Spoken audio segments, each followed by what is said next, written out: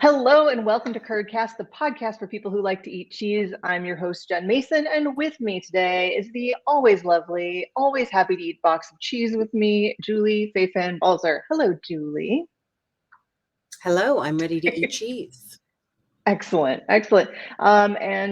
Before we get started, I just want to let people know two things. One, if you've never been here before, what are we doing? Well, Curdbox is our cheese and pairing subscription box that we send out every month. And every month, Julie and I record a sort of taste along. And the other thing, so if you want to taste along with us next month, you can go to curdbox.com and get your box.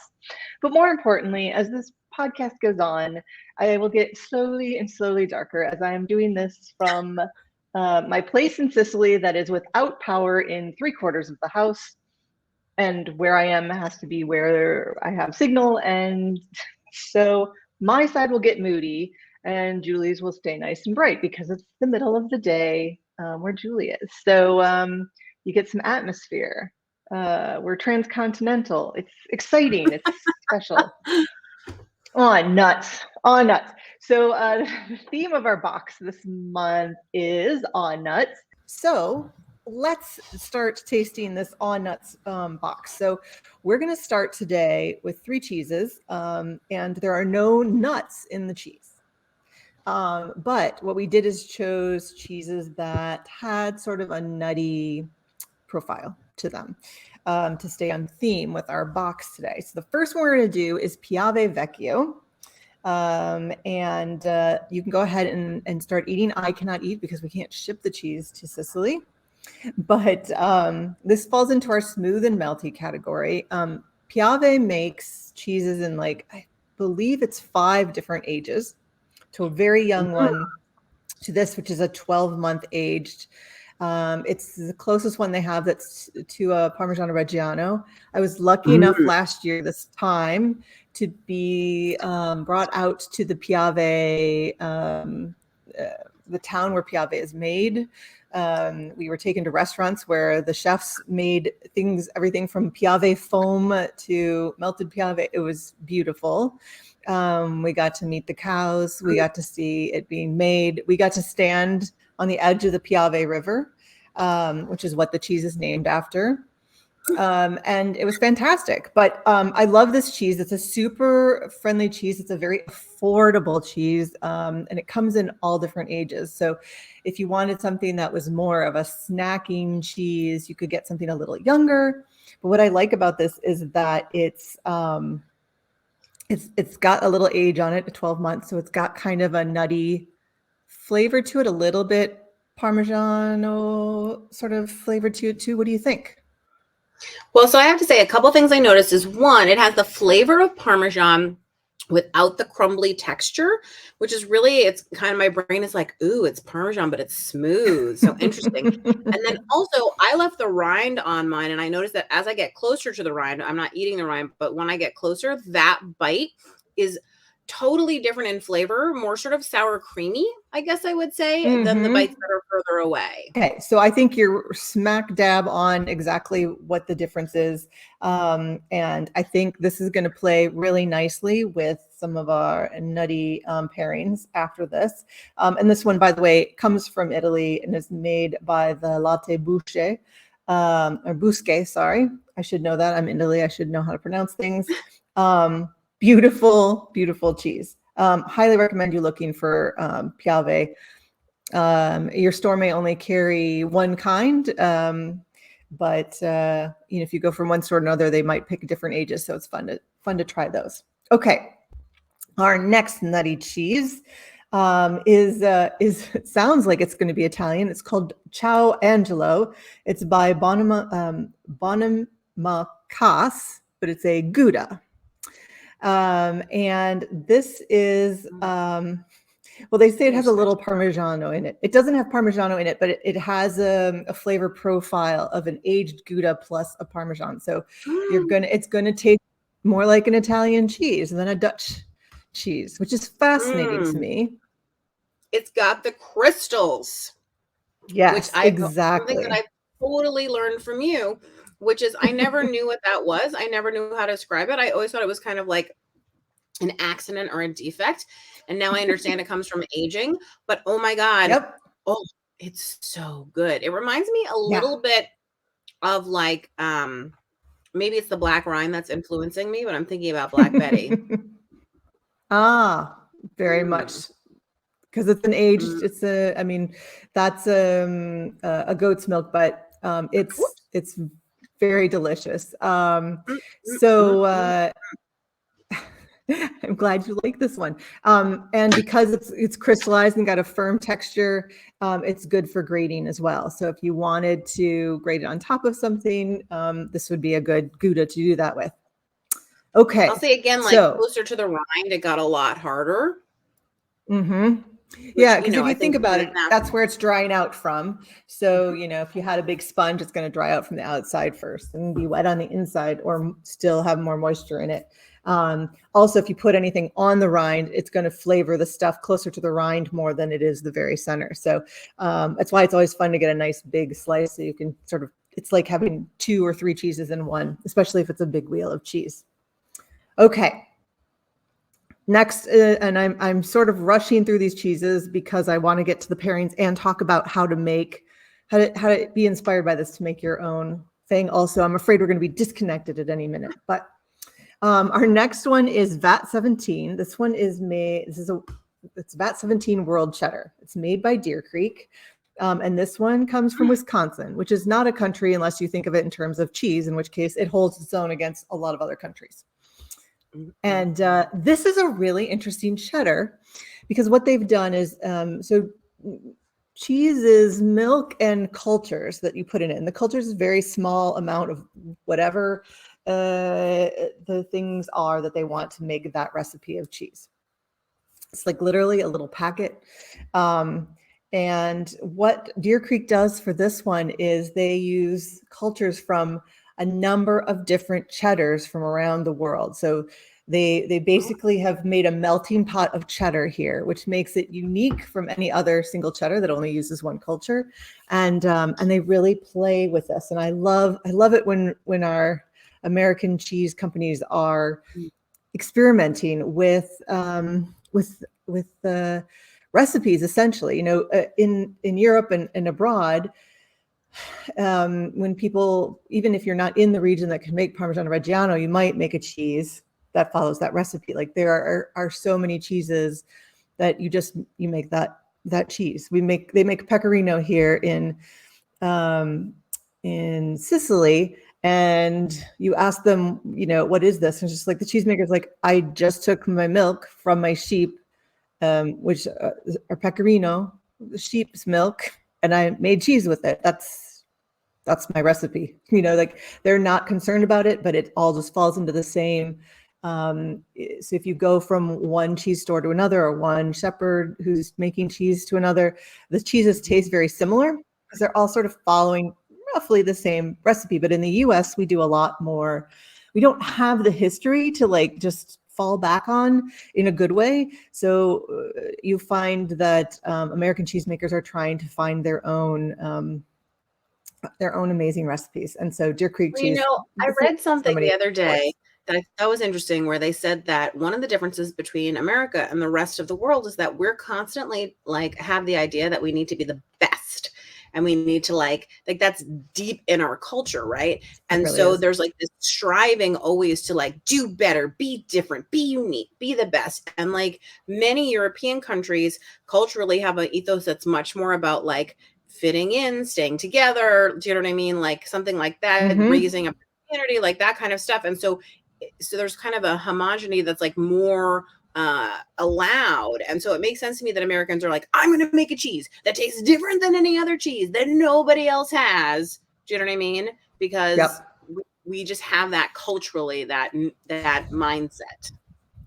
Yeah. And you wonder when you go back to early Romans or something, you know, they were trying to stay alive, build these things, and they've been around for so much longer. And I'm just every day I'm spending time thinking about how different where I used to live and where I'm living now is. They've sort of settled into this is who we are as a people, even though Italy itself is very, very young as a country.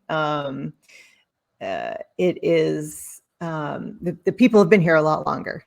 I can just dig a hole in the ground and show you like multiple levels of people who have lived here before.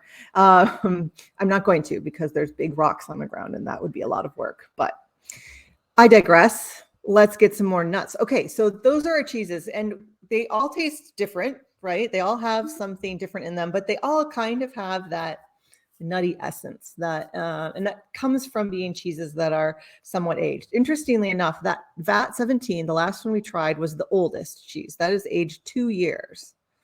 It's definitely crumbly and has crystals and is so flavorful. I love it. Mm-hmm. Yeah, it's fantastic. I think Deer Creek does a great job. And anytime you see their cheeses, give them a taste. They've won so many awards. Like I would sit here and list all the awards they've won, but their cheeses are always winning awards. So, you know, just get boring to say how great they are. Okay, so pairings. Because this is our on nuts, we wanted to do nuts, obviously, but we didn't want to just bring you 3 kinds of nuts. So we started with the Isadora Nut Company, who we've had in our box before, but this time we're sharing their turmeric nuts.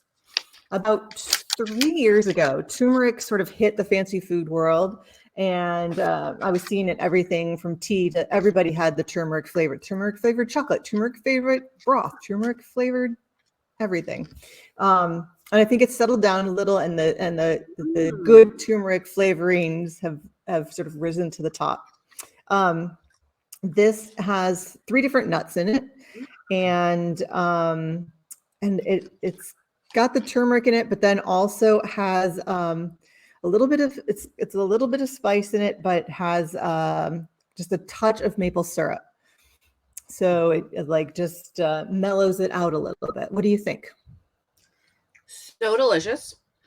It's like, I mean, I think the thing that I most associate turmeric with Indian food, that's my natural, like when I taste that flavor.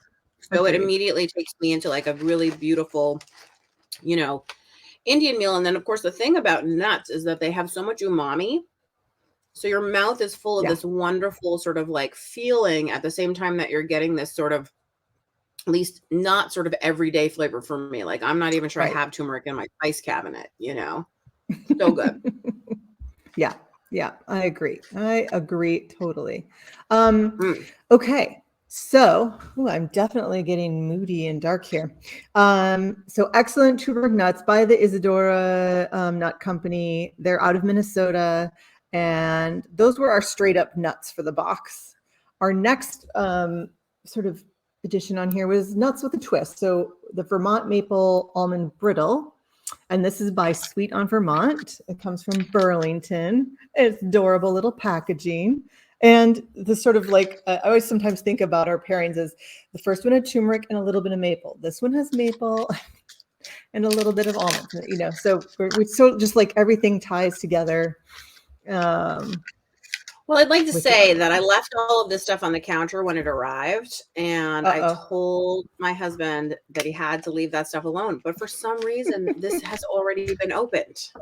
So I have to send you 2 boxes every time. I didn't have to open this. I guess it's because somebody ate some of it already. Anyway, my turn. All right, I'm going to use the flashlight camera. Wow, this feels like I'm talking to you from pioneer times, which is going to be difficult because this is on the back of my phone and my notes are on the front of my phone. What do you think? Spooky story about cheese. I know. This is really good. Let me just do the under the chin one. It's nice here. It's only 6:30 and the sun doesn't set for another hour, but I'm on the wrong side of the house for this. The golden hour is on the other side. So this is again, we're using nuts. Delicious. Really good. It's in my teeth. Excellent.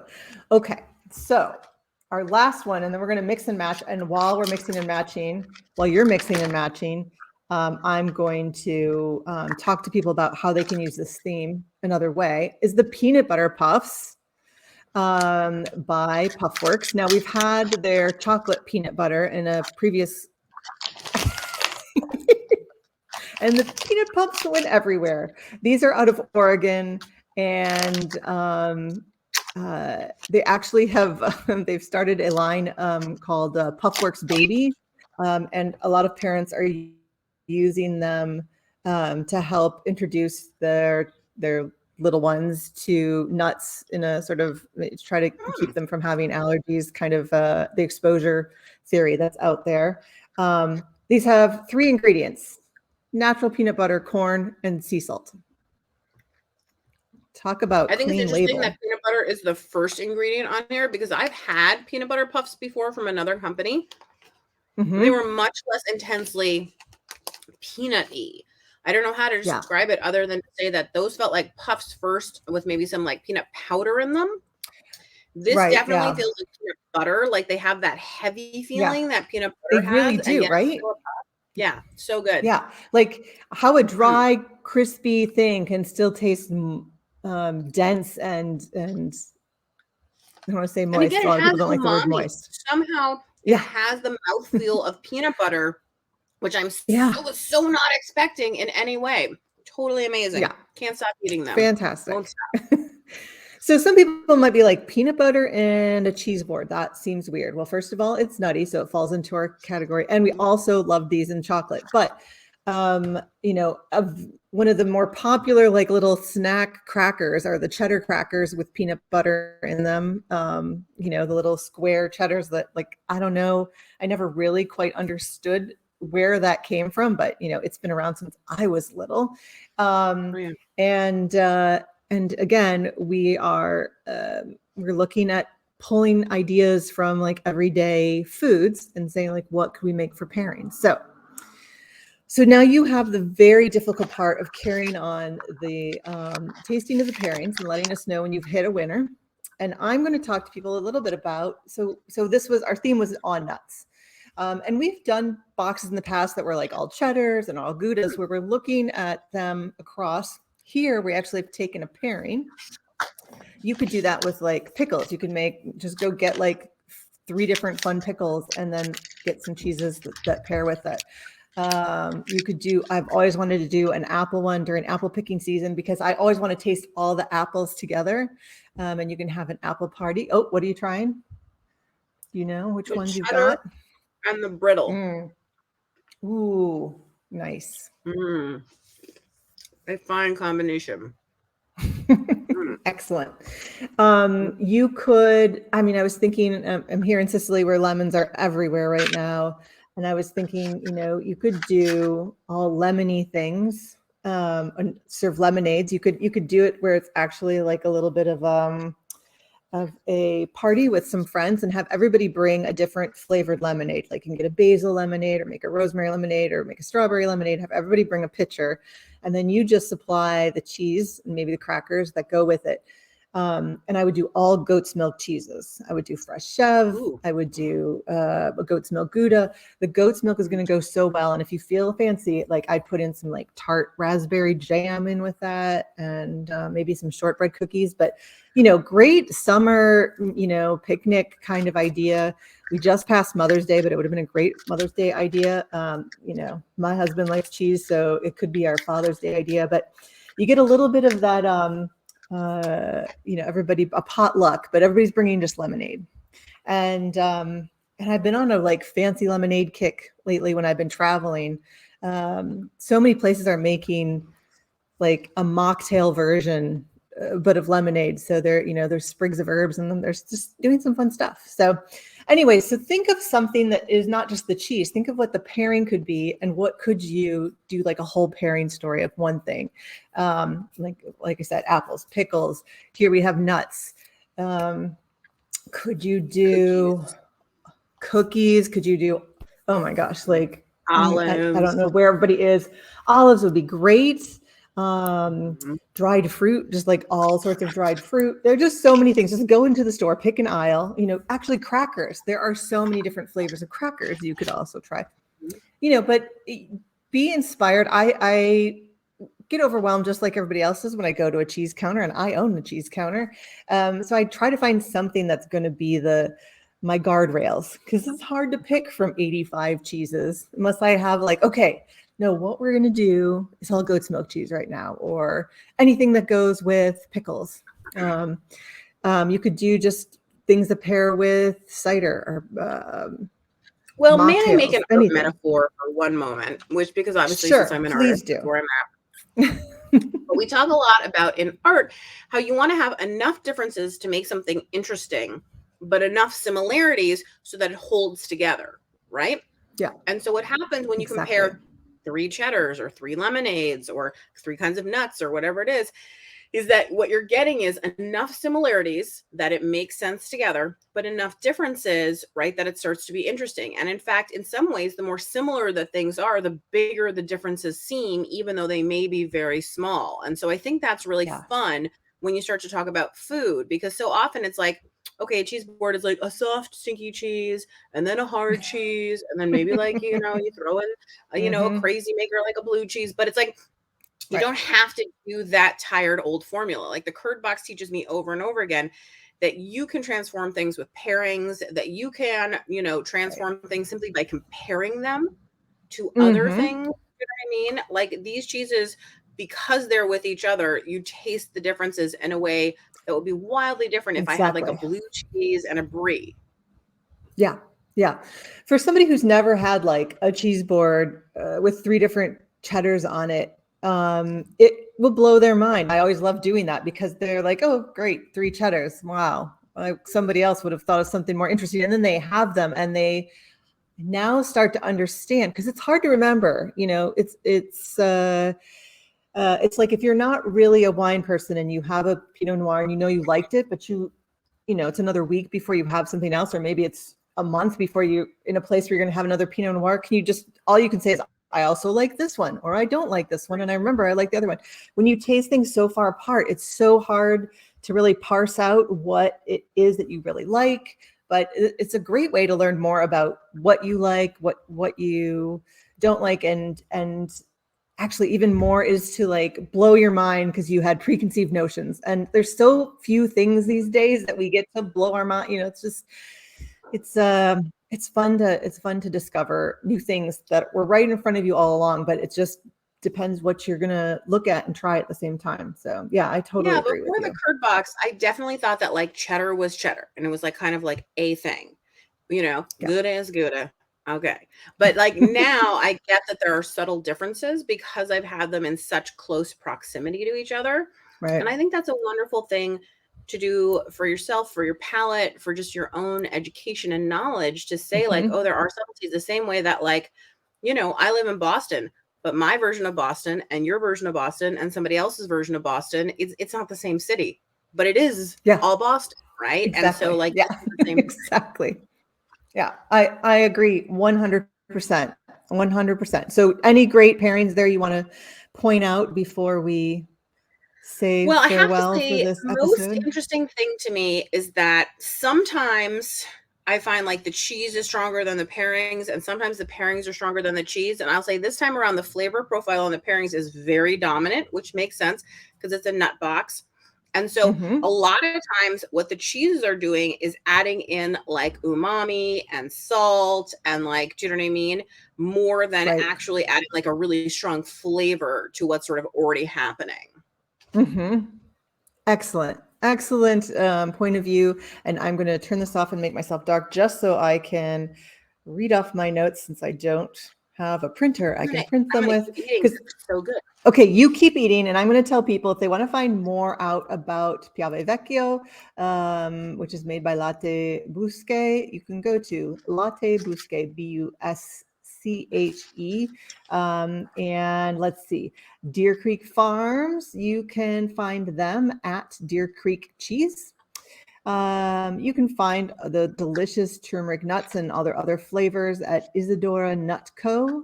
And Sweet on Vermont is where you're going to get the lovely almond brittle that Julie's husband already ate half of. And at Puffworks is where you can find out more about those puffs. And remember, if you have a little one, they also have them for like toddlers, like they're like little snack foods, good for like little daycare lunch bags and stuff.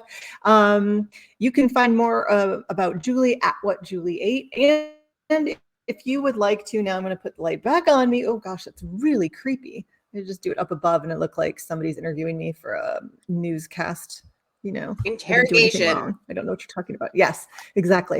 You can follow us at Curdbox, and you can get your own Curdbox at curdbox.com. If you're watching this, Mother's Day just passed. Happy Mother's Day to all our cheese lover moms.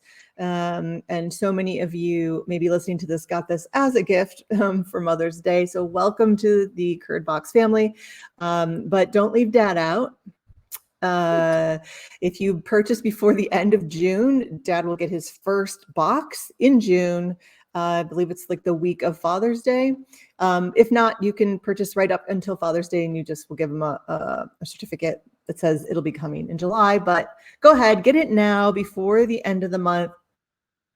Cross it off your list. This month, May, is like crazy month. Julie, I know your little one is still in the 3-year-old age, but it just gets worse. May is like the worst month because you have like no schedule. There's end of the year everything. Everybody's having a graduation party or a bar mitzvah or a wedding, or it's just like it's the challenging. I know that's why they made Mother's Day in May, because it's the most challenging to schedule and get everybody in the same place, and you will ultimately forget something and somebody's going to be mad at you. But we'll leave it on a high note. Get your dad a box, get your grandpa a box, get that guy who's always like a dad for you. Actually, great coach's gift. But more importantly, it's great for you and for the family, especially this summer. Take the time to open a box every month with your family and have cheese night. We have so many people who have written into us who've said like it's their favorite night because the kids didn't get to pick it and mom and dad didn't get to pick it, or mom and mom, or dad and dad, or whoever didn't get to pick it. It's just a surprise, and it's an experience for all. Anyways, thanks for taking the time to listen. If you've listened to us this long, go try a nut box on your own. And Julie, thanks. We'll talk to you again next month. Bye, everybody.